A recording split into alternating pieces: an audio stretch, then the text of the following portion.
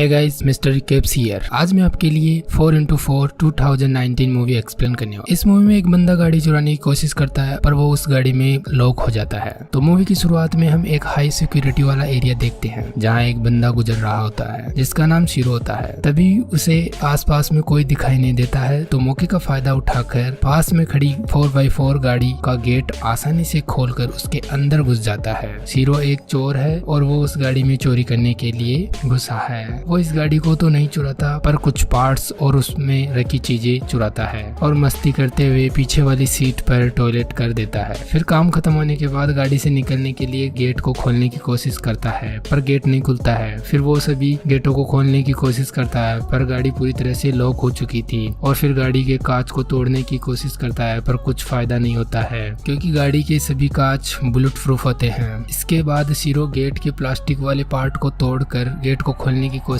करता है पर उसके हाथ पर चोट लग जाती है। अब वो परेशान होकर बैग से गन निकालता है और आगे वाले कांच पर गोली चलाता है पर गोली रिफ्लेक्ट होकर उसी के पैर में लग जाती है क्योंकि कांच बुलेट प्रूफ होते हैं। और अब शीरो की परेशानी बहुत बढ़ जाती है। खून को रोकने के लिए अपनी टी शर्ट उतार कर वह घाव पर लपेट लेता है। तभी बाहर एक लड़की आती है जो कांच में देखकर अपनी लिपस्टिक ठीक करती है। इसे देखकर यह पता चलता है कि गाड़ी के सारे कांच ब्लैक हैं जिससे बाहर से अंदर कुछ दिखाई नहीं देता है। फिर वह लड़की यहाँ से चली जाती है। शीरो अपने फोन से अपनी वाइफ को कॉल लगाने की कोशिश करता है पर उसका फोन बंद हो जाता है और शीरो यहाँ पर बहुत ही बुरी तरीके से फंस जाता है। उसके पास ना खाने को होता है ना पीने को और उसके पास थोड़ी सी पेप्सी होती है जिसे भी वो पी लेता है। शीरो जैसे तैसे करके रात तो निकाल लेता है और अगले दिन जब वो उठता है तो गाड़ी में गाने चलाकर आराम करने की कोशिश करता है और फिर गेट तोड़ने की कोशिश करता है। तभी उस गाड़ी में कॉल आती है। शीरो उस कॉल को उठाता है तो एक आदमी बोलता है, मेरा नाम डॉक्टर एनरिक फेरारी है, मैं इस गाड़ी का मालिक हूँ।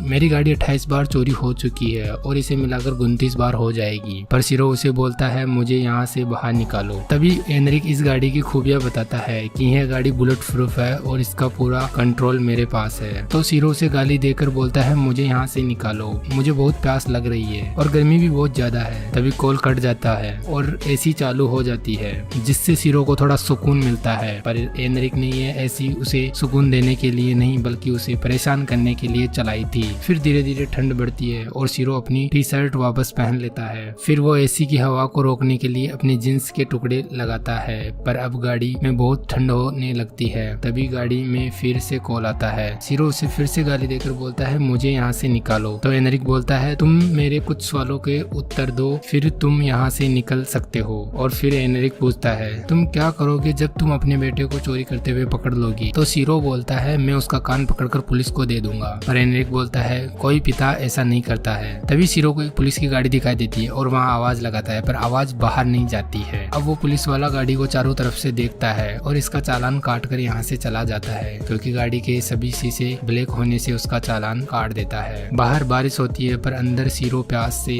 मर रहा था। अब फिर से गाड़ी में कॉल आता है तो शीरो उससे पानी मांगता है तो एनरिक उसे उसकी आईडी नंबर और उसका नाम पूछता है और शीरो उसे बता देता है तो एनरिक उसे पानी देता है पर वो पानी दिखने में बहुत गंदा होता है लेकिन प्यास के कारण शीरो उसे पी जाता है। और फिर रात होती है। शीरो को बहुत तेज भूख भी लग रही होती है। तभी उसके सामने एक डिलीवरी बॉय पिज्जा डिलीवरी करता है पर उसके सामने खाना होने के बावजूद भी वो कुछ खा नहीं सकता। एनरिक उसे बहुत परेशान करता है। फिर वह गर्म एसी चला देता है जिससे शीरो की बहुत हालत खराब हो जाती है। शीरो को बहुत ज्यादा भूख लगने लगती है जिसके कारण वह एक किताब के पेज खाना शुरू कर देता है। फिर उसे पानी नहीं मिलता तो वह अपनी ही टॉयलेट को पीता है। इसी दौरान बाहर एक और चोर आता है जो गाड़ी की गेट को खोलने की कोशिश करता है। तभी कुछ लोग आकर उसे पकड़ लेते हैं। इसके बाद वहाँ पुलिस भी आती है। बाहर इतनी हलचल हो रही है पर किसी को पता नहीं होता है कि गाड़ी में एक बंदा मर रहा है। और फिर रात हो जाती है तो उसे बहुत भूख लगती है। वो एक कीड़े को खाने की कोशिश करता है पर उसे नहीं खाता है। इसी दौरान गाड़ी के पास एक कपल की जोड़ी आती है और वो गपागप करना चालू कर देते हैं मगर शीरो उनको देखने के अलावा कुछ नहीं कर सकता।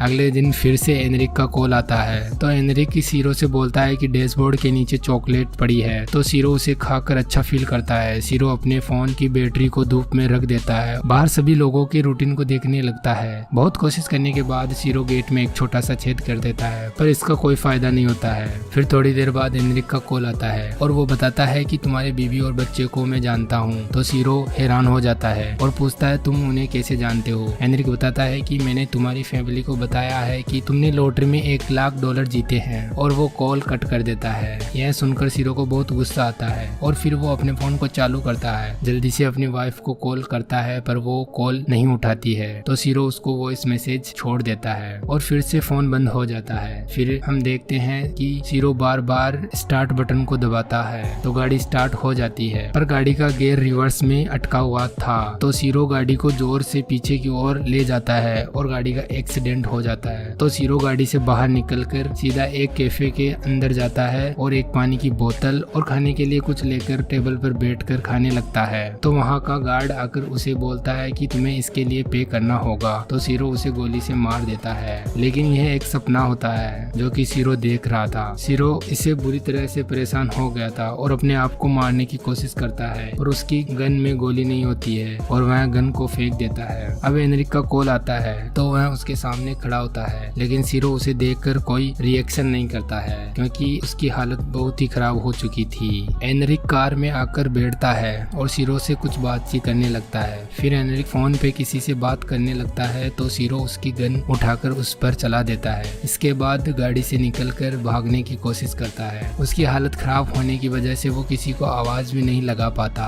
तो वह गन चलाकर इशारा करने की कोशिश करता है। इसके दौरान एनरिक उठकर आ जाता है और सीरो को पकड़कर गाड़ी में ले जाने की कोशिश करता है। तो इनको एक पुलिस वाला देख लेता है और वो एनरिक को गन नीचे रखने के लिए बोलता है, पर एनरिक बोलता है कि यह हमारे आपस का मामला है। और फिर देखते ही देखते बहुत सारे लोग और पुलिस आ जाते हैं और धीरे धीरे बहुत बड़ी प्रॉब्लम हो जाती है, जिससे एनरिक का प्लान फेल हो जाता है और उसके सिर पर खून सवार हो जाता है। फिर एनरिक और पुलिस के बीच बातचीत होती है। यहाँ पर कुछ लोग एनरिक के साथ होते हैं तो कुछ लोग उसके खिलाफ होते हैं। भले ही एनरिक की 28 गाड़ी चोरी हो गई हो, पर इस समय वो जो कर रहा है वो उसके लिए बहुत ही बुरा साबित हो सकता है। फिर एक पुलिस वाला एनरिक को कुछ इमोशनल बातें बोलता है तो वह सीरो को छोड़ देता है। फिर वो अपने आप को कार में लॉक कर लेता है और फोन में टाइमर चलाता है। तो थोड़ी देर बाद गाड़ी में ब्लास्ट हो जाता है। इधर सीरो तो बच जाता है, पर एनरिक जिसकी 28 बार गाड़ी चोरी हो चुकी थी, जो कि बस एक चोर को सबक सिखाना चाहता था, पर उसकी प्लानिंग फेल हो जाने से सभी लोग उसे गलत समझने लगते हैं। इस बदनामी की वजह से वो अपने आप को मार देता है। सीरो को क्या, उसने भले ही बहुत सारी चोरियां की हो पर कोई एविडेंस नहीं मिलने पर उसे छोड़ दिया जाता है और इसी के साथ मूवी का अंत होता है। अगर आपको मेरा एक्सप्लेनेशन अच्छा लगा हो तो वीडियो को लाइक जरूर करना और नेक्स्ट मूवी का एक्सप्लेनेशन देखने के लिए चैनल को सब्सक्राइब करना मत भूलना। Okay, thanks for watching.